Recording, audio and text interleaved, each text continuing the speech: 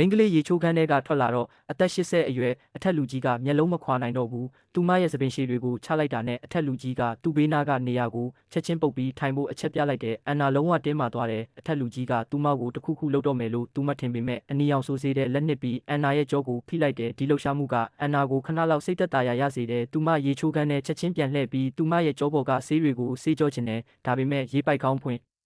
လိုက်တာနဲ့အဖိုးကြီးကတကားကိုရုတ်တရက်ပိတ်လိုက်တယ်သူ့အဝတ်စားတွေကိုတစားတက်ဆချွတ်နေတယ်အန်နာကကြောက်လန့်တကြားနောက်ဆုတ်သွားတယ်တကားစီကိုပြေးဖို့ကြိုးစားပေမဲ့တော့ကပြက်နေပြီဆိုတာသိလိုက်ရတယ်လွန်ခဲ့တဲ့2 နာရီကိုပြန်သွားရအောင်အကျွေးတွေအများကြီးဆက်ဖို့အန်နာကအလွန်မင်းစိတ်ပြက်လက်ပြက်နဲ့ကိုပိုင်မောတဲ့အလုတ်လျှောက်ဖို့ဆုံးဖြတ်လိုက်တယ်တကားကိုတွန်းဖွင့်လိုက်တော့အန်နာကသူမရဲ့အလုတ်ရှင်ကအသက်80အရွယ်အမျိုးသားတစ်ယောက်ဆိုတာသိလိုက်ရတယ်ကြမ်းတမ်းတဲ့ဆန့်ကျင်ဘက်ဖြစ်မှုကြောင့်